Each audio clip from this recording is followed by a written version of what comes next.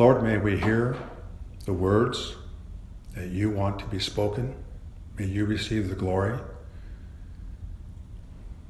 Help me to remember the things that need to be spoken and to forget that which you discard. May this be your message. You receive the glory so that we can understand and praise you for all that you have done for us, and understand also more clearly the riches that you have provided in our life. In Jesus' name we pray, amen. You can turn to 2 Peter, chapter 1. And verse 4 is going to be the key verse. What we're going to be talking about today is, I'm going to ask a question which was asked to me by Pastor Paul in his class. He said, what does it mean to partake of the divine nature? What does it mean? Well, we know that we partake of the divine nature because here it is in Scripture. But what does it mean? And when I heard that question, I have never heard anyone ask that question before, ever. And it hit me like a ton of bricks. And it was like God told me, hey, Jerry, what does it mean? What does it really mean? You might know a little bit, but I think I told you a lot more. Do you remember what it was? And I just thought, I've got to look into this. And it was like he spoke to me on what my message was going to be about. And I've been thinking about this for quite some time. And it's kind of a scary message because we're talking about God and his nature, his character, and who he is, and what he has done. The greatest story ever told is about the Heavenly Father sending his Son into the world to die on the cross for our sins. I can think of nothing more powerful and more fantastic. Yeah. Therefore, it's the greatest message that's ever been told. I don't think we'll ever get better than that. But next to that, to partake of the divine nature. Wow, that is really something. And so, there are many misconceptions of Godhood, divinity. The world has a perspective of we need to learn and we need to grow and to develop, and someday we will become gods someday. The Mormons teach that we will someday be like Jesus was. He was once a man, and he grew and developed in his character and in his obedience to become God. And so as Jesus was once, we were to be someday. That's heresy. That's not it. We will never be God.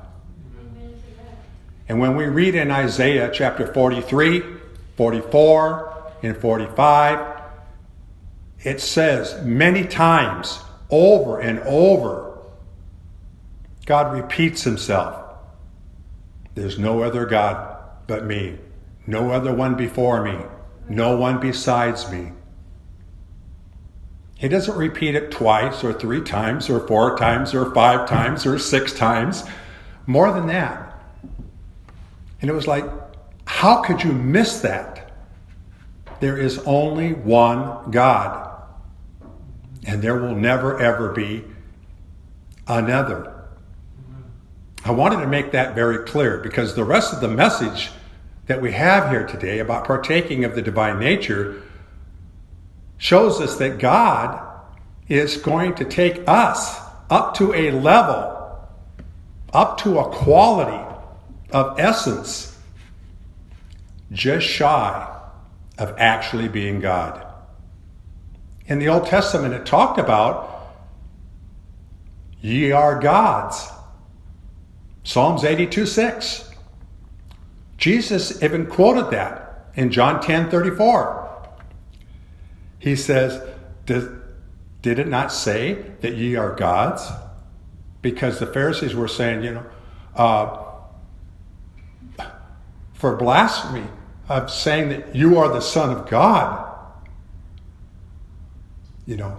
we are against you. But doesn't it say that ye are gods? So we don't develop into godhood. The world would like to have us think so.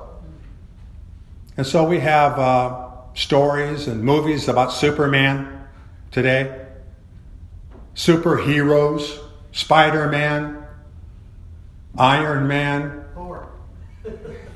Who? Thor. Thor. Yes, Thor. We can go on and on. It's because that's what the world wants to be. They want to learn, they want to grow, and they want to develop to be able to have the power within themselves to rule their own world. God does not want us to be that.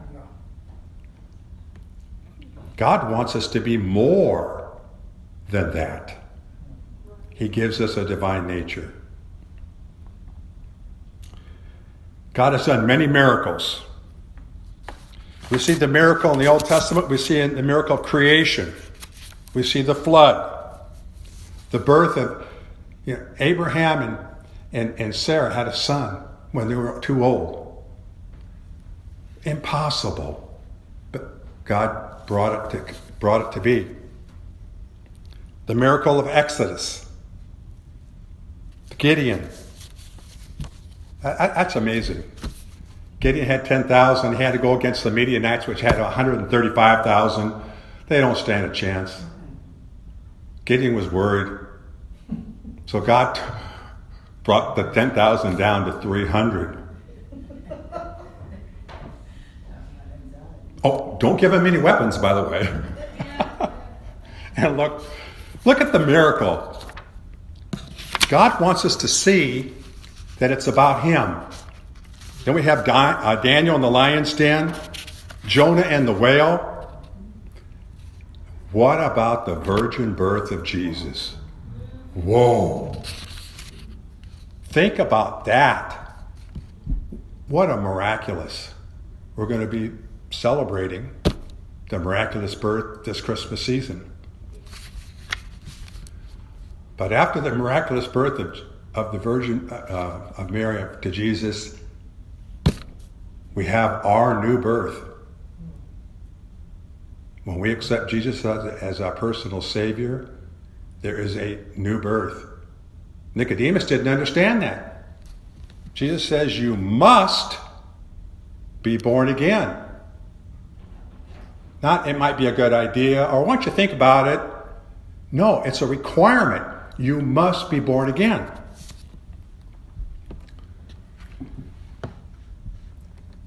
God does not want to have fellowship with anything short of perfect holiness. He's perfect holy. Heaven is perfect. That's where God wants to be. And every one of his creation needs to be perfect to have fellowship with him. And that's why God gave us the new birth. And this new nature that we have, because we know we have two natures. We have the old and we have the new. The Bible talks about this. We've talked about it in 1 John a lot. But this new nature is a divine nature that is within us. Now, we're not God, but we have divinity. Ye are gods. It's hard to think about because it starts flirting with the fact that, then you're telling that Christians become God? No. but we are gods. You mean there's more than one God? No, there's only one God. But God wants us to have the same nature that he has. Any power that we have comes from God. Any holiness that we have comes from God. All that we know about the scriptures, it comes from God. None of this comes innately from us. When we were born of our Father. And that's where the sin nature propagated from our parents to ourselves. But the born again process comes from our Heavenly Father. And this is where we have our divinity. What I'd like to have us do is now in 2 Peter chapter 1, our key verse is going to be verse 4. But I would like to start with verse 1. And verse 1 says, Simon Peter, a bond servant and apostle of Jesus Christ. Notice that Peter is saying he's a bond servant. We need to realize that even though this new nature that we have really elevates humanity, but Peter, the apostle, says he's a bond servant. And it's because Jesus paid the price. Jesus owns each and every one of us. Before we were a slave of Satan. Now we're a slave of Jesus Christ. And at first that doesn't sound, I don't even like the idea of being a slave. I know I don't. But when we start to see with this new nature that we have, that we are much more than that. But we have to realize that we didn't get there on our own. That's why we're a bond servant to Jesus Christ. It says, to those who have received a faith of the same kind as ours by the righteousness of our God and our Savior Jesus Christ. This faith was something that we received when we made a choice to accept Jesus Christ as our personal Savior. It was not something that was given to us. It was something that we received from God once we have accepted Jesus as our personal Savior. We had the choice to do that or not. The Greek indicates that it was not given to us first. Verse 2, grace and peace be multiplied to you in knowledge of God and of Jesus our Lord. So this multiplied is really talking about the control, the fullness. You know how it says to be full of the Holy Spirit? Let the Holy Spirit control you. Grace and peace, let that control you in this knowledge that you have. And this knowledge it's a form of the word gnosko, which is epignosko, which means knowledge upon knowledge, upon knowledge, upon knowledge. Let this be multiplied. That's why they use the word multiply. And have you noticed that when you read the word, you learn a little bit about the Lord, and you read a little bit more, and you learn a little bit more, and then you keep adding to that. And the more you read and the more you study, the more you understand things that you thought you understood before, but you didn't understand as well as you understand it now. And that's that epignosko, that knowledge upon knowledge upon knowledge. And that's what the Lord wants us to do. In verse 3 it says, seeing that his divine power has granted to us everything pertaining to life and godliness through the knowledge of him who called us by his glory and excellence. Divine power comes from God. He granted us everything pertaining to life and godliness. We have everything we need. We don't need to look anyplace else. We don't need to develop anything for ourselves. God does all that for us. when he gave us the new nature and he gave us the Holy Spirit, boy, what more could we want? What more do we need? Nothing. Except one thing, which we're going to get to in this chapter, and that happens to be our growth in the Lord and establishing our character. Verse 4, for by these he has granted to us his precious and magnificent promises, so that by them you may become partakers of the divine nature, having escaped the corruption that is in the world by lust. Partakers. It's a good word. The Greek is koinonia, which means fellowship. That you may become fellowshippers of the divine nature. Divine, theos. Nature is the word that you get. Well, dogs have their natures, animals have their natures. Every creature, multiplies after its own kind. They have their own nature. Humanity has our own nature, and God has his nature. And yet, he has given us his nature. We do not have his attributes because we had a beginning. And we do not possess all power or all knowledge. Only he does.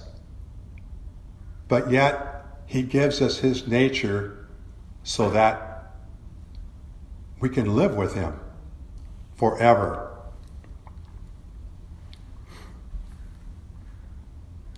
And we've escaped the corruption that is in the world. That's all going to pass away. We struggle with this world and the lusts, but there'll be a day that will all pass away. In Colossians 3, chapter 3, you might want to look at that just very briefly before we come back. Colossians chapter 3, verse 2 through 4.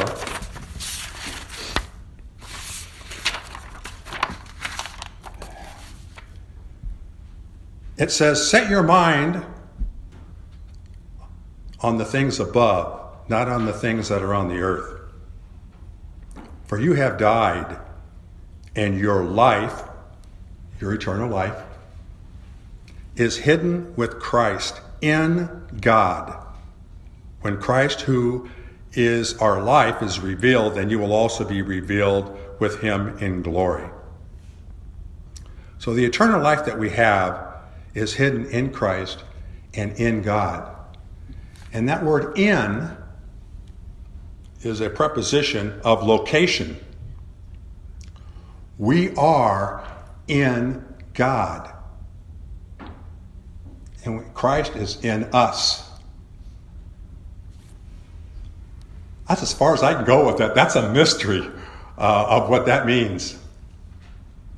But our life is hidden in Christ. When God sees us, he sees the life and the merit of his Son, Jesus Christ. He does not see our frailties. He does not see our sinful nature and our sins. Those are all been covered by the blood of Christ. Go back to 2 Peter.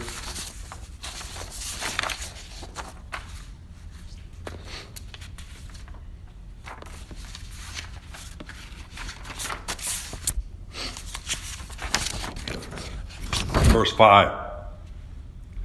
Now for this very reason also, applying all diligence in your faith, supply moral excellence.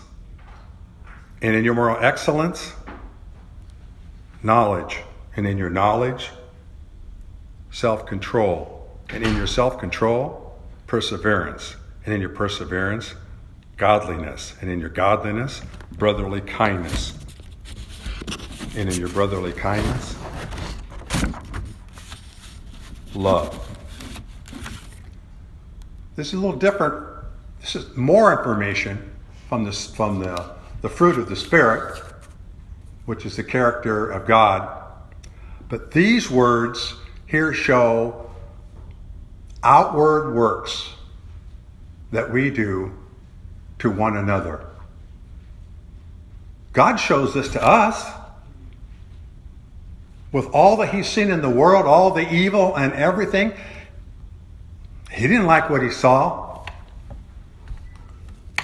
But he put up with it because he had a plan. He had something better. We have moral excellence simply because we have the divine nature. We have our new nature. That's holy. That's pure. Sinless. Our old nature, as I mentioned when we were studying 1 John, that is going to go away. God did not come to improve on the old nature. God did not come to improve on who Satan is in this world and what he's done. He's going to replace with something perfect and holy. That's what we have to look forward to. We have moral excellence. But yet, we need to grow in our knowledge. And also in our self-control. And we need to persevere. And show brotherly kindness. Now, what's really interesting is that God says he does not change. He's the same yesterday, today, and forever. But we're changing, and we're growing, and we're developing.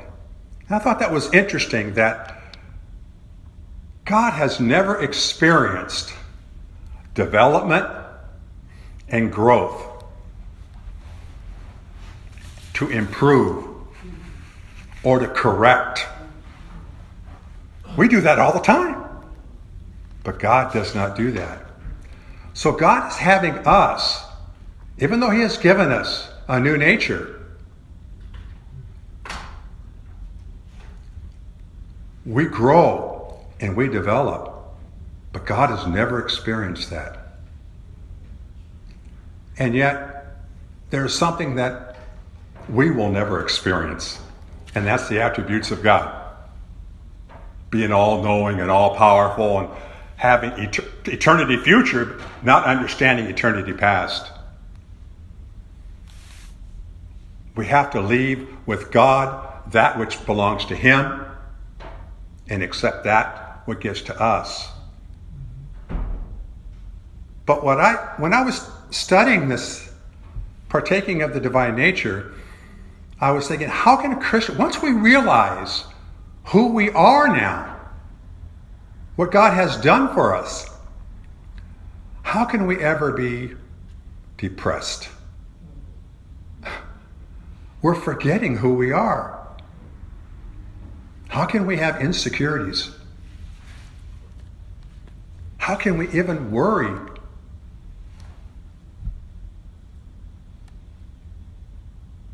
And yet, we see it all the time. When we pray, oh Lord, where am I going to go? What am I going to do? What is happening? Help me cope. Help you cope. You have the new nature. We have everything. God has given us everything. The only thing, he just hasn't made us him. He's done everything else. So we forget who we are and what we have. I think that's what I started to see, is the richness that we have. The world doesn't understand these things. But the Lord has done wonderful work. I want to finish with reading something that really struck home to me. I haven't really heard this in an awful long time, but I want to read it to you. I think you'll really enjoy it.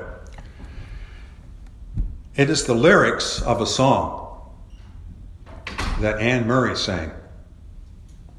And the title of the song is You Needed Me. I don't know if you remember the song. I can't sing it. I cannot carry a tune. But I will read it to you. Now, we know that God does not have any needs. He's self-sufficient.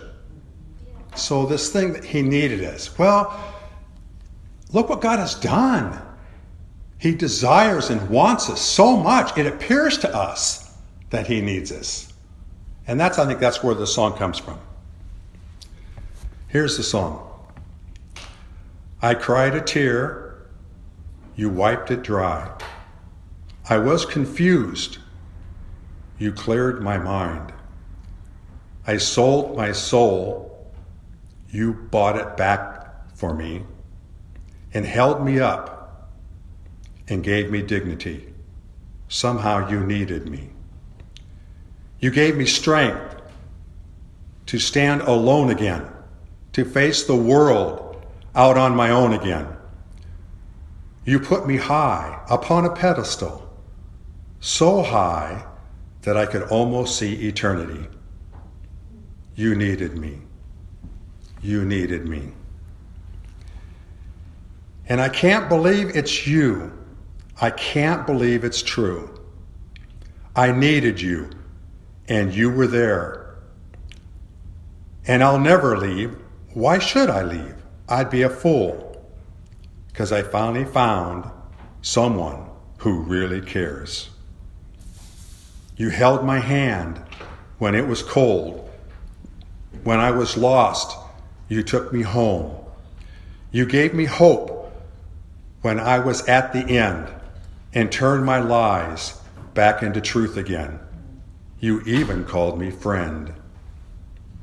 You gave me strength to stand alone again, to face the world out on my own again. You put me high upon a pedestal, so high that I could almost see eternity. You needed me. You needed me. That's what God did for us. Wow. What is man that you should even care for him? Praise the Lord Jesus Christ. Lord Jesus, thank you. Heavenly Father, thank you. Holy Spirit, thank you for working in our lives and all the work that you have done. And I just gotta believe that there's far, far more that you have left to do in eternity future for us. You give us hope. We can almost see eternity because you have given us our new nature. Amen.